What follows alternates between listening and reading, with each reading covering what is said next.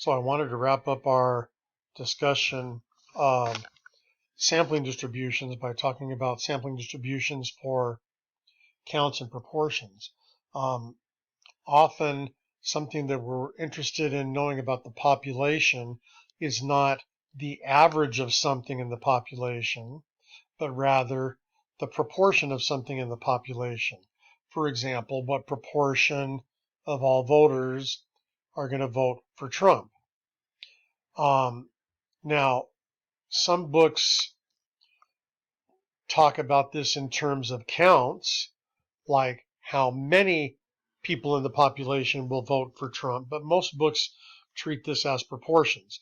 So we have a proportion for the population, which is referred to as P, and we have a proportion for our sample, which is referred to as P hat, which can be calculated by X over N, the number of successes, quote unquote, in our sample divided by the sample size. So, similar to how we progressed with the sampling distribution of X bar, we're going to talk about the same topics with the sampling distribution of P hat. The center of the distribution of P hats. The mean of the P hats is the population P. If you sampled over and over again and created a sample proportion, P hat, for every sample, and kept a list of all of those P hats, the average of all those P hats should be the population P. This will always be true as long as you have a simple random sample. So, redoing an example similar to what we did for means. Suppose I have these same three numbers, 1, 2, and 6, but what I'm interested in is what proportion of the population is prime. So only the number 2 is prime, so the proportion of our population that's prime is 1/3. And now let's look at what happens when we take samples of size 2 and we see what proportion of our sample is prime. So once again, these are all the samples of size 2 that we could get if we're sampling with replacement. And now we're going to calculate the sample proportion for each of those samples. In this first sample, with the number 1 and the number 1, none of the sample is prime, so the P hat for that sample is 0. In this sample here, with a 1 and a 2, half of the sample is prime, so we have a P hat of 0.5, and so on. So I figure out all 9 of those P hats. And then if you take the average of all those P hats, that means adding all those P hats together, dividing by 9, which comes out to be 3 over 9, which is 1/3, which is exactly what the population P is. So the mean of the P hats is the population proportion P. And notice the mean of the P hats is the population P, 1/3, even though none of my individual P hats were 1/3, but the average of the P hats is 1/3. Next, we talk about the spread of the distribution of P hats, or the standard deviation of the P hats. And that is this formula here, radical P times 1 minus P over N. This is somewhat related to the standard deviation that we learned for binomial, which is radical N times P times 1 minus P. The number in our sample that have a certain characteristic can be considered a number of successes, and the proportion in our sample that have that characteristic is the number of successes divided by the sample size. So if I want to do the standard deviation of the P hats, I can do the standard deviation of the successes divided by N. And the standard deviation of the successes is radical N times P times 1 minus P. And if you divide that by N, you get radical P times 1 minus P over N. So once again, we have radical N in the denominator. So as the sample size increases, the distribution of the P hats becomes less spread out. The spread of the distribution of P hat decreases, meaning that all of the P hats will be closer to the population P.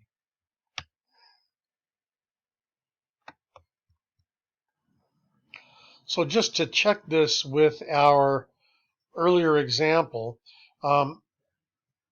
according to our formula, the standard deviation of the p-hats should be radical p times 1 minus p over n, so that should just turn out to be 1/3.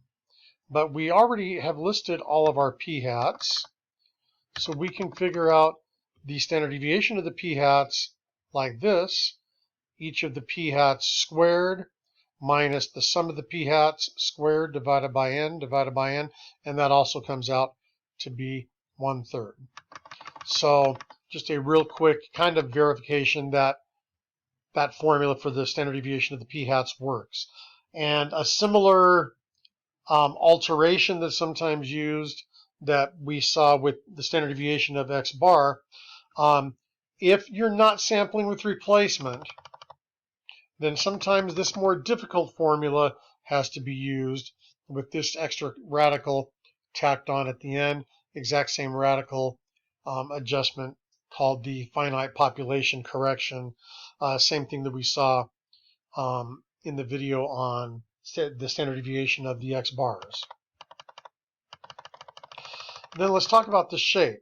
There are certain conditions under which the distribution of p-hat looks approximately normal. But it's not based on sample size alone, like that magic number of 30 that we had for the sampling distribution of x bar. It's actually related to a rule of thumb for when the probability distribution of binomial looks approximately normal. So if we can look at this over here, here's a little app to illustrate this. So if we have a binomial random variable with just one trial, and the probability of success is 0.7, then the probability of 0 successes is 0.3, and the probability of 1 success is 0.7. So we have 2 bars representing those 2 probabilities. If we make the sample size 2, we could have 0 successes, 1 success, or 2 successes with these probabilities. Now, these histogram bars right now do not look very normal. Here's the normal curve being graphed with the red line. But if the sample size increases, and it doesn't really have to increase to 30 necessarily, as the sample size increases, the distribution of the probability of binomial outcomes starts looking more normal. And we can really jack the sample size up, and those histogram bars start looking more and more normal.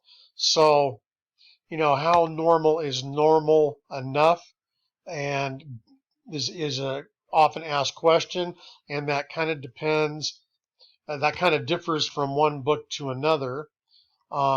It's usually a combination of N and P that are discussed, because for certain values of P, the sample size does not have to be very big for the distribution of binomial successes to look approximately normal. So anyways, back to this document. The usual rule of thumb is that the number of successes and the number of failures should both be at least 10. And in terms of proportions, that means the sample size times the probability of success should be at least 10, and the sample size times the probability of failure should be at least 10. So, putting that all together, we have a formula for the mean of the p-hats, a formula for the standard deviation of the p-hats, and a condition under which the distribution of p-hats looks approximately normal. So let's, and then we have to look at how our z-score formula gets modified, since we're often going to be changing a p-hat into a z-score. We subtract the mean of the p-hats and we divide by the standard deviation of the p-hats. So p-hat minus the mean of the p-hats over this radical, which is the standard deviation of the p-hats. So let's take a look at an example of all that. Suppose that the proportion of all Cal Poly Pomona students who live on campus is 15%. Because it said the word all, that's a population proportion. If we select a random sample of 200 Cal Poly Pomona students, what is the probability that the proportion of our sample that lives on campus is less than 13%? So, the proportion of all Cal Poly Pomona students is telling us that P is 0.15. So even though in the word problem it's stated as 15%, we're almost always going to express that as a decimal. We have a random sample of 200 students, and the question is, what is the probability that the proportion of our sample, so that's P hat, is less than 13%? So we have this statement here. Checking the three conditions that need to be met. We were told that we have a random sample, so that formula is legit. Our sample of 200 is way less than 1/10 of the population of Cal Poly Pomona students. Therefore, this formula is legit. And the quote-unquote large counts condition is satisfied because n times p is 200 times 0.15, which is 30, which is greater than 10. And likewise with n times 1 minus p, that's greater than 10. So the distribution of p hats is approximately normal. So we take our p hat and we turn it into a z-score by subtracting the population p and by dividing by that radical, and we get a z-score of negative 0.79. So then once we have the z-score of negative 0.79, the probability of a z-score less than negative 0.79, we go over to our z-score table. There's z of negative 0.79, and we see right here 0.2148. So the probability of us getting a p hat less than 13% is 2148. The second question we had was, what's the probability that the proportion of students living on campus is between 18% and 20%?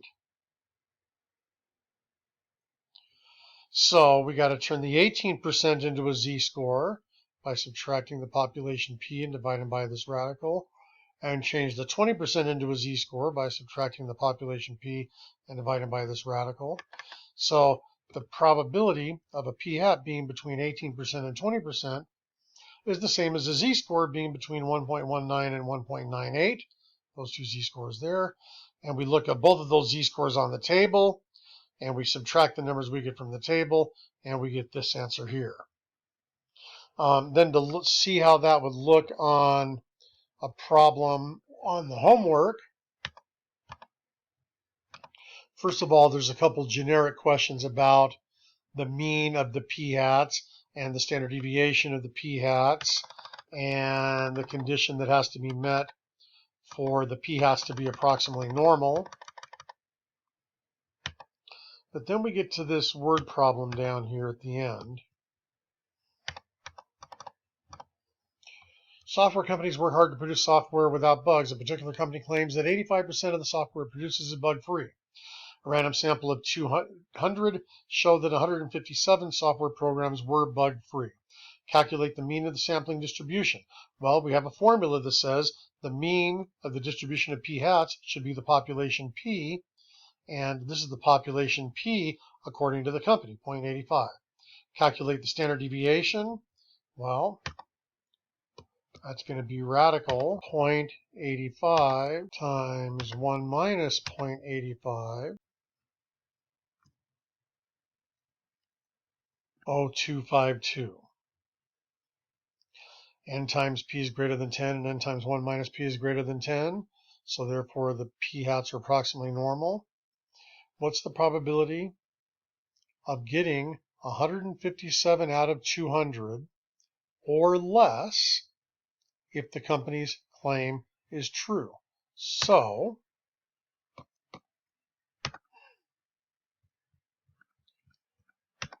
I'm going to do this as a fraction on my calculator.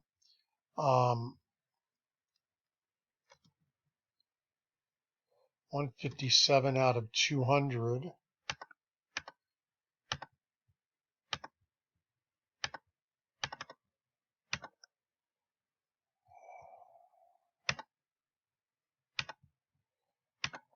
1 57 out of 200 is 0.785.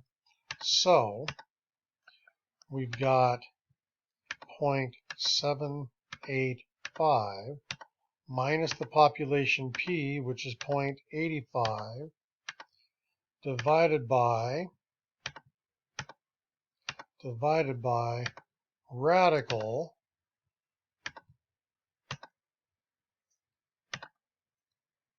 .85 times 1 minus 0.85 divided by 200. That turns that into a z-score, negative 2.57. So I can use my calculator to figure out the probability of that z-score from negative infinity to negative 2.57.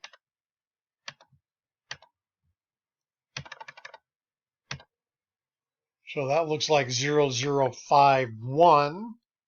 I could also use the table and look up the probability of negative 2.57.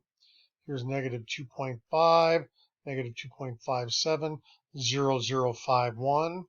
So my answer key looks like they're expecting 0.0050. So hopefully they'll have enough tolerance to mark an answer as 0.0051 correct. But anyways, there is an example of how you deal with the sampling distribution of p hat.